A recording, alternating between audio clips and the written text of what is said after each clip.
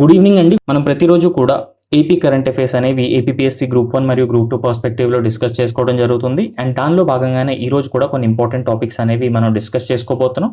And దానిలో first important topic ఏంటి అంటే ఈ తూర్పు తీరంలో కార్గో రైల్ టెర్మినల్ అనేది ఎస్టాబ్లిష్ చేయబోతున్నారు.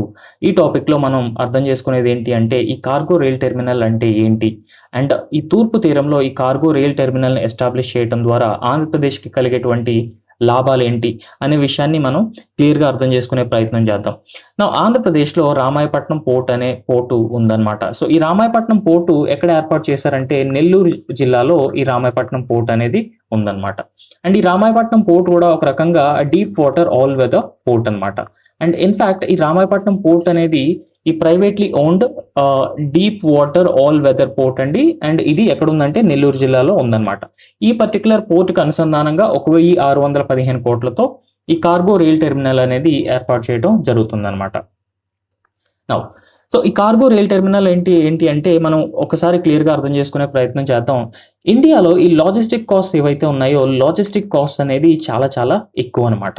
Right. So compare to countries like China, ఇండియాలో లాజిస్టిక్ కాస్ట్ అనేవి చాలా ఎక్కువ. సో ఈ లాజిస్టిక్ కాస్ట్ అంటే ఏంటి అని అంటే ఏదైనా ఇండస్ట్రీ నుంచి మ్యానుఫ్యాక్చర్ అయిన ప్రోడక్ట్ని ఇండస్ట్రీ నుంచి ఈ పోర్ట్కి ఈ ట్రాన్స్పోర్ట్ చేయడానికి అయ్యే మొత్తం ఖర్చునే ఈ లాజిస్టిక్ కాస్ట్ అంటారనమాట. అండ్ దాంతోపాటు ఈ రా మెటీరియల్ ఏదైతే ఉందో రా మెటీరియల్ని ఈ షిప్స్ పోర్ట్స్ దగ్గర నుంచి ఇండస్ట్రీకి తీసుకెళ్ళడానికి అయ్యే ఖర్చు, సో ఇవన్నీ కూడా లాజిస్టిక్స్ కాస్ట్ అనమాట. ఇండియాలో ఎప్పుడైతే ఇన్ఫ్రాస్ట్రక్చర్ కానీ లాజిస్టిక్స్ కానీ లేదంటే కనెక్టివిటీ కానీ బాగా అభివృద్ధి చెందలేదో ఈ లాజిస్టిక్స్ కాస్ట్ ఏమవుతుందంటే సిగ్నిఫికెంట్గా ఇంక్రీజ్ అవడానికి ఛాన్సెస్ ఉంటాయన్నమాట. సో లాజిస్టిక్ కాస్ట్ అనేది సిగ్నిఫికెంట్గా ఇంక్రీజ్ అయితే ఇది ఒక రకంగా ఇండస్ట్రీస్ని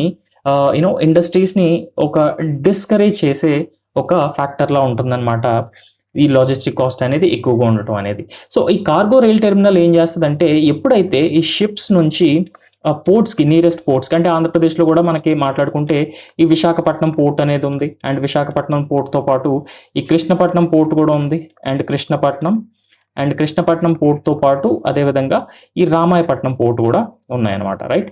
సో రామాయపట్నం పోర్టు అండ్ ఇదే విధంగా Dugarajapatnam port, so different ports ఉన్నాయన్నమాట.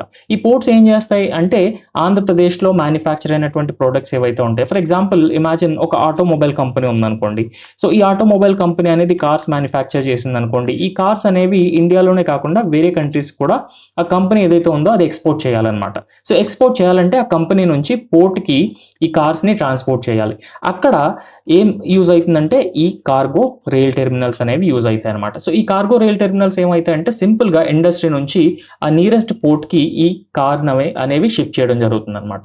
సో ఫర్ ఎగ్జాంపుల్ ఏదైనా ఒక ఇండస్ట్రీ ఆంధ్రప్రదేశ్లో ఎస్టాబ్లిష్ చేస్తే ఆ ఇండస్ట్రీకి రా మెటీరియల్ అవసరం అయితే ఆ రా మెటీరియల్ వేరే ఏదైనా కంట్రీ నుంచి ఇంపోర్ట్ చేసుకున్నప్పుడు ఆ రా మెటీరియల్లో పోర్ట్స్కి రావడం జరుగుతుంది. Visakhapatnam port, Krishnapatnam port, Ramayapatnam port.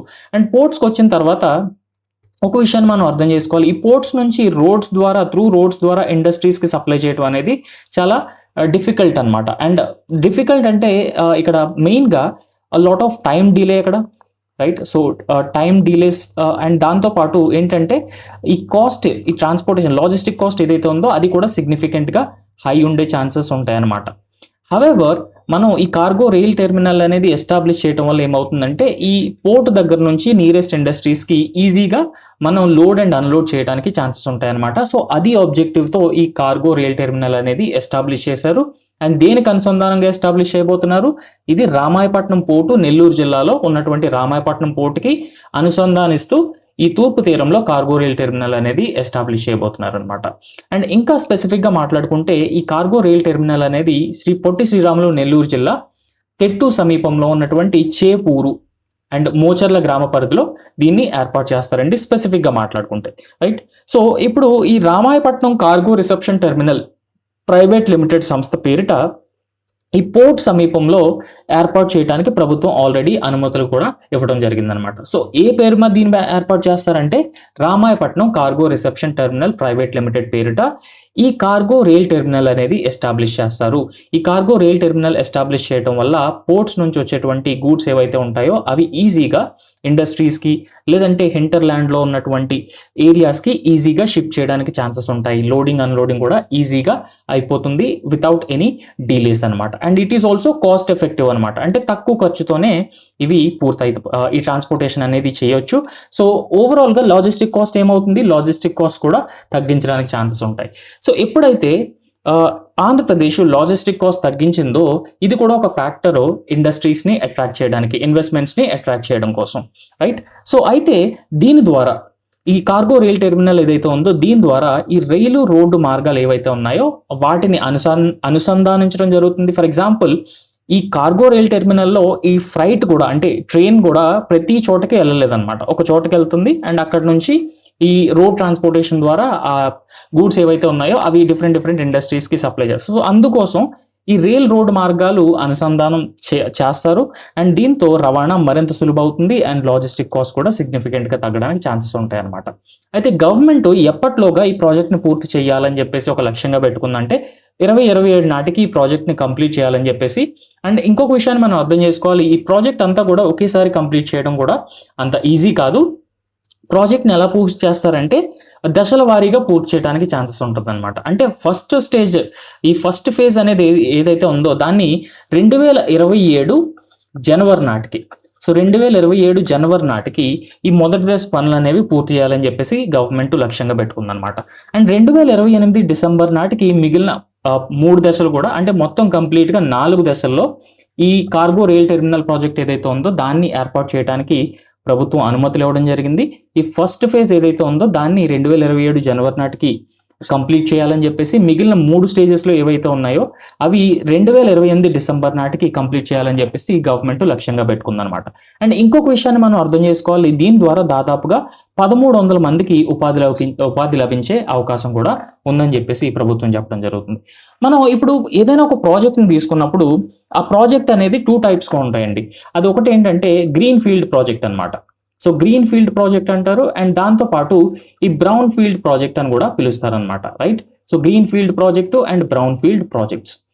So ఈ గ్రీన్ ఫీల్డ్ ప్రాజెక్ట్స్ అంటే ఏంటి అని అంటే ఏదైనా ప్రాజెక్టు ఒక కొత్త ప్రాజెక్ట్ అయితే, కొత్తగా స్టార్ట్ చేసిన ప్రాజెక్ట్ అయితే దాన్ని గ్రీన్ ఫీల్డ్ ప్రాజెక్ట్ అంటారు అనమాట. ఫర్ ఎగ్జాంపుల్ ఒక ఎయిర్పోర్ట్ ఉందనుకోండి, లేదంటే ఒక పోర్ట్ ఉందనుకోండి, అది కొత్తగా స్టార్ట్ చేస్తే దాన్ని గ్రీన్ ఫీల్డ్ ఎయిర్పోర్ట్ అని పిలుస్తారనమాట, లేదంటే గ్రీన్ ఫీల్డ్ పోర్ట్ అని పిలుస్తారనమాట. అంటే స్పెసిఫిక్గా మాట్లాడుకుంటే it begins from the scratch అనమాట, it begins from the scratch. So అట్లాంటి ప్రాజెక్ట్స్ని గ్రీన్ ఫీల్డ్ ప్రాజెక్ట్స్ అంటారు. బట్ మనం బ్రౌన్ ఫీల్డ్ ప్రాజెక్ట్స్ గురించి మాట్లాడుకుంటే బ్రౌన్ ఫీల్డ్ ప్రాజెక్ట్స్ అంటే ఏంటి అని అంటే, సో ఫర్ ఎగ్జాంపుల్ ఏదైనా ఎయిర్పోర్ట్ ఉందనుకోండి, లేదంటే ఒక పోర్ట్ ఉందనుకోండి, it is already existing but its capacity is very small అనమాట, రైట్. సో ఆ కెపాసిటీని ఎక్స్పాండ్ చేయడం కోసం సో టేకప్ చేసే ప్రాజెక్ట్స్ ఏంటంటే వాటిని బ్రౌన్ ఫీల్డ్ ప్రాజెక్ట్స్ అంటారు. సో బ్రౌన్ ఫీల్డ్ ప్రాజెక్ట్స్ అంటే ఆల్రెడీ ఎగ్జిస్టింగ్ ప్రాజెక్ట్స్ లేదంటే already existing industries which are being expanded అనమాట. సో దాన్ని బ్రౌన్ ఫీల్డ్ ప్రాజెక్ట్స్ అని చెప్పుకోవచ్చు అనమాట. సో ఈ కార్గో రైల్ టెర్మినల్ ఏదైతే ఉందో దాన్ని గ్రీన్ ఫీల్డ్ ప్రాజెక్ట్ లాగా కన్స్ట్రక్ట్ చేయడం జరుగుతుంది. అయితే ఈ సరుకు రవాణా ఏదైతే ఉందో దానికి డిమాండ్ కూడా విపరీతంగా పెరిగే అవకాశం ఉంది ఈ కార్గో రైల్ టెర్మినల్ అనేది వన్స్ ఇట్ స్టార్ట్స్ వర్కింగ్ అనమాట. ఫర్ ఎగ్జాంపుల్ నేను ఆల్రెడీ చెప్పాను, ఈ రామాయపట్నం పోర్ట్ ఎక్కడ ఉందంటే నెల్లూరు జిల్లాలో ఉంది, కృష్ణపట్నం పోర్ట్ ఎక్కడ ఉందంటే ప్రకాశం జిల్లాలో ఉంది, అండ్ అదేవిధంగా విశాఖపట్నం పోర్ట్ గురించి కూడా మనందరికీ తెలిసిందే, రైట్. సో కృష్ణపట్నం పోర్టు ఈ ప్రకాశం జిల్లాలో అండ్ అదేవిధంగా రామాయపట్నం పోర్ట్ కూడా ఈ నెల్లూరు జిల్లాలో ఉండటం జరిగిందనమాట. సో ఈ పోర్ట్లు అనేవి చాలా ఇంపార్టెంట్ అండి, పర్టికులర్గా ఆంధ్రప్రదేశ్కి చాలా ఇంపార్టెంట్ ఎందుకంటే మనకి ఈ లాజిస్టిక్స్ కాస్ట్ అనేది తగ్గించడంలో చాలా సిగ్నిఫికెంట్గా హెల్ప్ చేస్తాయి అనమాట. అండ్ దాంతోపాటు ఈ ఆంధ్రప్రదేశ్ ఎకానమీ ఏదైతే ఉందో ఆంధ్రప్రదేశ్ ఎకానమీని రెస్ట్ ఆఫ్ ది వరల్డ్ ఎకానమీతో లింక్ చేయడానికి కూడా ఈ పోర్ట్లు అనేవి చాలా హెల్ప్ అవుతాయి. పర్టికులర్గా ఈ సౌత్ ఈస్ట్ ఏషియన్ కంట్రీస్ ఏవైతే ఉన్నాయో ఈ సౌత్ ఈస్ట్ ఏషియన్ కంట్రీస్లో ఉన్నటువంటి మ్యానుఫ్యాక్చరింగ్ హబ్స్తో ఆంధ్రప్రదేశ్ ఎకానమీని లింక్ చేయడానికి ఛాన్సెస్ ఉంటాయి. అండ్ ఈ పోర్ట్లు కూడా ఇన్వెస్ట్మెంట్స్ని అట్రాక్ట్ చేస్తాయండి ఆంధ్రప్రదేశ్లోకి. ఏదైనా ఒక కంపెనీ ఉందంటే ఆ కంపెనీ వేరే దేశంలో సిగ్నిఫికెంట్ ప్రెజెన్స్ ఉన్నప్పుడు ఈ పోర్ట్ యాక్సెస్ ఏమవుతుందంటే వాళ్ళు ఇన్వెస్ట్మెంట్స్ తీసుకుని వచ్చి ఆ ఆటోమొబైల్స్ని ఇక్కడే. సో ఇండియాకి ఇన్వెస్ట్మెంట్స్ రావడానికి మెయిన్ రీజన్ ఏంటంటే సర్టెన్ రీజన్స్ ఉన్నాయన్నమాట. ఫర్ ఎగ్జాంపుల్ ఈ డెవలప్డ్ కంట్రీస్తో కంపేర్ చేసుకుంటే ఇండియాలో లో వేజ్ రేట్ అండి. సో వేజెస్ అనేవి తక్కువగా ఉండటం ఒక రీజన్ అనమాట ఇన్వెస్ట్మెంట్స్ని అట్రాక్ట్ చేయడం కోసం. So second most important reason ఏంటి అని అంటే ఈ డొమెస్టిక్ డిమాండ్ అనమాట. సో డొమెస్టిక్ డిమాండ్ కూడా one of the key reason. And దాంతోపాటు థర్డ్ మోస్ట్ ఇంపార్టెంట్ రీజన్ ఏంటి అని అంటే ఈ ఇండస్ట్రీ అండ్ మ్యానుఫ్యాక్చరింగ్ డెవలప్మెంట్ అనేది కూడా చాలా చాలా ఇంపార్టెంట్ అనమాట ఇండియాలో అండ్ అదేవిధంగా ఆంధ్రప్రదేశ్లో. So industry and manufacturing develop చేయడం కోసం గవర్నమెంట్ చాలా చాలా ఇన్సెంటివ్స్ అనేవి అనౌన్స్ చేయడం జరుగుతుంది అనమాట. ఫర్ ఎగ్జాంపుల్ ఈ ప్రొడక్షన్ లింక్డ్ ఇన్సెంటివ్ స్కీమ్ అనేది ఒకటి ఉందండి. ఈ ప్రొడక్షన్ లింక్డ్ ఇన్సెంటివ్ స్కీమ్ వల్ల ఏమవుతుందంటే సో జనరల్గా ఈ సర్టన్ సెక్టర్స్ అనేవి ఈ ప్రొడక్షన్ లింక్డ్ ఇన్సెంటివ్ స్కీమ్లో పెట్టడం జరిగిందనమాట. Around 14 sectors and even government also increasing these sectors. ఈ ప్రొడక్షన్ లింక్డ్ ఇన్సెంటివ్ స్కీమ్లో జనరల్గా ఏమవుతుందంటే ఈ ఇంక్రిమెంటల్ సేల్స్ పైన గవర్నమెంట్ ఫైనాన్షియల్ ఇన్సెంటివ్స్ అనేవి కంపెనీస్కి ఎక్స్టెండ్ చేయడం జరుగుతుంది. So all factors. సో నేను ఏం చెప్తున్నానంటే ఈ పోర్ట్స్ అనేవి చాలా చాలా ఇంపార్టెంట్ రోల్ ప్లే చేస్తాయి ఇన్వెస్ట్మెంట్స్ని అట్రాక్ట్ చేయడంలో, లాజిస్టిక్స్ కాస్ట్ తగ్గించడంలో, ఎంప్లాయ్మెంట్ క్రియేట్ చేయడంలో అండ్ దాంతోపాటు ఇన్ఫ్రాస్ట్రక్చర్ క్రియేట్ చేయడంలో. రైట్. సో మీరు ఎప్పుడైనా వినే ఉంటారు port led development. Right. So port led development, ఈ పోర్ట్ లెడ్ డెవలప్మెంట్ కోసం సెంట్రల్ గవర్నమెంట్ తీసుకొచ్చిన ఒక ప్రోగ్రామ్ పేరు ఏంటంటే ఈ సాగర్మాల ప్రాజెక్ట్ అండి. రైట్. సో సాగర్మాల ప్రాజెక్ట్ అని పిలుస్తారనమాట ఇది. సో ఈ సాగర్మాల ప్రాజెక్టు దేనిపైన ఫోకస్ చేస్తుందంటే port led development, port led connectivity లాంటి వాటితో లాంటి వాటిపైన ఫోకస్ చేస్తుంది అనమాట. అండ్ మనం అర్లియర్ డిస్కస్ చేసుకున్నాం. ఇప్పుడు ఓవరాల్గా ఇండియాలో 5 మేజర్ ఇండస్ట్రియల్ కారిడార్స్ ఉన్నాయండి. సో 5 మేజర్ ఇండస్ట్రియల్ కారిడార్స్ అనేవి ఆంధ్రప్రదేశ్లో ఓవరాల్గా ఇండియాలో ఉన్నాయన్నమాట. ఈ 5 మేజర్ ఇండస్ట్రియల్ కారిడార్స్లో దాదాపుగా 2 ఇండస్ట్రియల్ కారిడార్స్ అనేవి ఈ ఆంధ్రప్రదేశ్ నుంచే పాస్ అవుతున్నాయి అనమాట. ఫర్ ఎగ్జాంపుల్ ఈ మేజర్ ఇండస్ట్రియల్ కారిడార్స్ ఆంధ్రప్రదేశ్ నుంచి వెళ్ళే ఇండస్ట్రియల్ కారిడార్స్ గురించి మాట్లాడుకుంటే ఈ వైజాగ్ చెన్నై ఇండస్ట్రియల్ కారిడార్ అనేది ఒకటి ఉందండి. ఈ వైజాగ్ చెన్నై ఇండస్ట్రియల్ కారిడార్ అనేది ఈస్టర్న్ కోస్టల్ ఎకనామిక్ కారిడార్లో భాగం అనమాట ఇది. అండ్ వైజాగ్ చెన్నై ఇండస్ట్రియల్ కారిడార్తో పాటు Chennai Bengaluru industrial corridor, Chennai Bengaluru industrial corridor. Right. And Hyderabad Bengaluru industrial corridor. Right. So Hyderabad Bengaluru industrial corridor కూడా. సో ఈ ఇండస్ట్రియల్ కారిడార్స్ ఏవైతే ఉన్నాయో ఆ ఇండస్ట్రియల్ కారిడార్స్ ఏ ఏరియాస్ నుంచి పాస్ అవుతాయో ఆ ఏరియాస్లో సిగ్నిఫికెంట్గా ఈ స్మార్ట్ సిటీస్ డెవలప్ చేస్తారు. రైట్. స్మార్ట్ సిటీస్ డెవలప్ చేయడం కానీ లేదంటే ఇండస్ట్రియల్ క్లస్టర్స్ని డెవలప్ చేయడం కానీ అండ్ ఇండస్ట్రియల్ క్లస్టర్స్తో పాటు ఈ ఫ్రైట్ కారిడార్స్ డెవలప్ చేయడం అండ్ ఫ్రైట్ కారిడార్స్తో పాటు ఫ్రైట్ కారిడార్స్ లేదంటే కనెక్టివిటీ, హైవేస్. రైట్. సో ఇట్లాంటివన్నీ కూడా సిగ్నిఫికెంట్గా డెవలప్ చేయడానికి ఛాన్సెస్ ఎక్కువగా ఉంటాయి అన్నమాట. సో దాదాపుగా 3 ఇండస్ట్రియల్ కారిడార్స్ ఆంధ్రప్రదేశ్ నుంచే పాస్ అవ్వటం. సో అండ్ దాంతోపాటు ఈ ఈస్ట్ కోస్టల్ ఎకనామిక్ కారిడార్లో ఈ కార్గో టెర్మినల్ ఏదైతే ఉందో ఆ కార్గో టెర్మినల్ని ఎస్టాబ్లిష్ చేయడం అనేది చాలా చాలా ఇంపార్టెంట్ అనమాట ఆంధ్రప్రదేశ్కి పర్టికులర్గా. రైట్. సో ఈ కారిడార్ల అభివృద్ధితో తూర్పు తీరంలో సరుకు రవాణాకు డిమాండ్ కూడా పెరిగే ఛాన్సెస్ చాలా ఎక్కువగా ఉన్నాయి. అండ్ ఈ ప్రాజెక్ట్ ఏదైతే ఉందో ఈ cargo terminal project, rail cargo terminal project ఏదైతే ఉందో ఈ ప్రాజెక్ట్ ద్వారా ఆంధ్రప్రదేశ్కి మాత్రమే కాకుండా తెలంగాణ, కర్ణాటక అండ్ అదేవిధంగా మహారాష్ట్రలోని వివిధ ప్రాంతాలకు సరుకుని రవాణా చేయడానికి ఛాన్సెస్ కూడా ఎక్కువగా ఉన్నాయన్నమాట.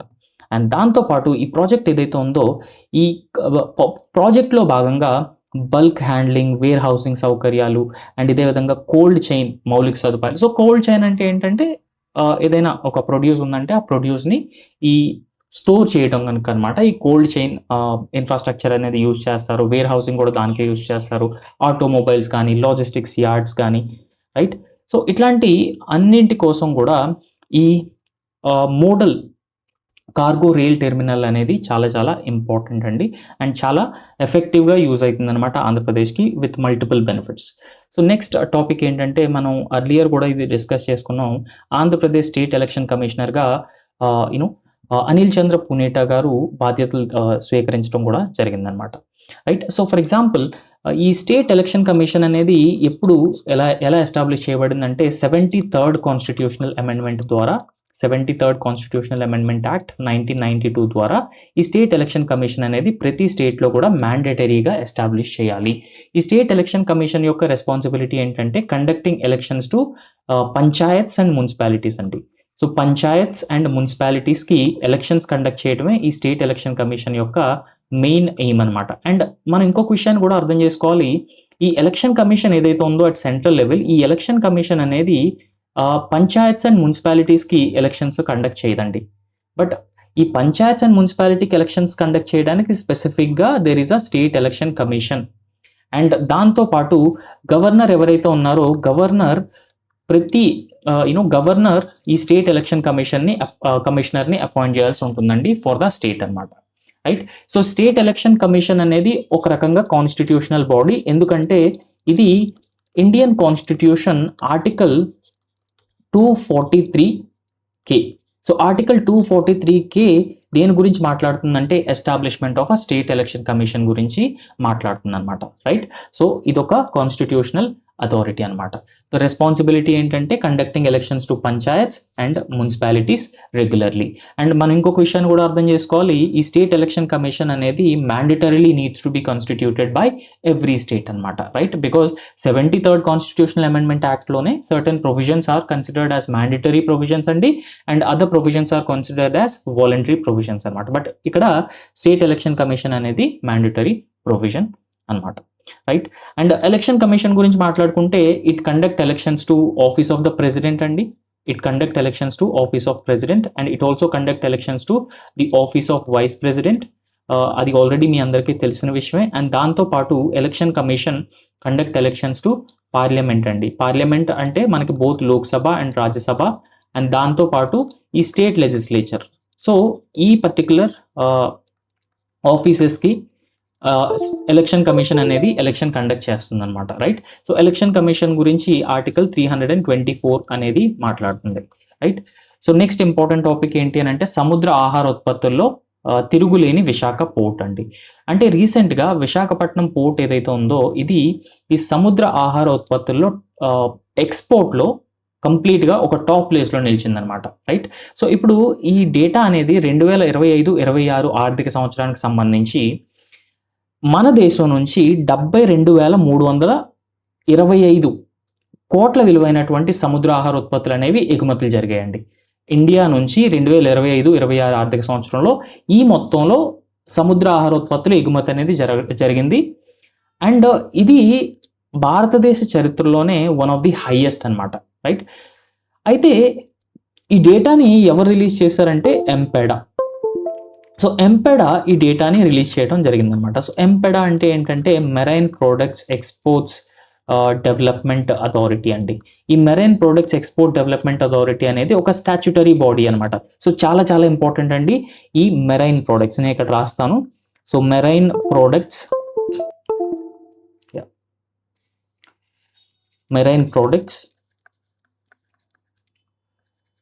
So exports development authority.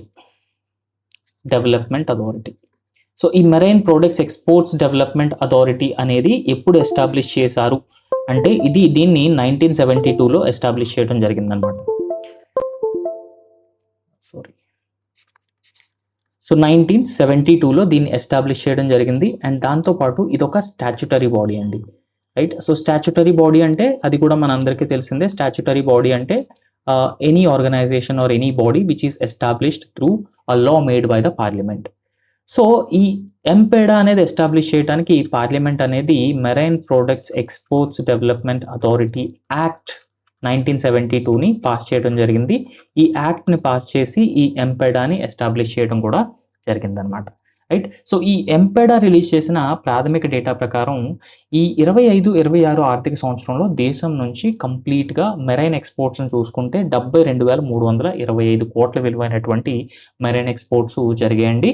And total value వచ్చేసరికి 19.32 లక్షల టన్నుల సరుకు అనేది ఎగుమతి అయిందనమాట. రైట్. సో 19.32 లక్షల టన్నుల సరుకు అనేది ఎగుమతి అయింది. And it's total valuation is 72,325 crores అనమాట.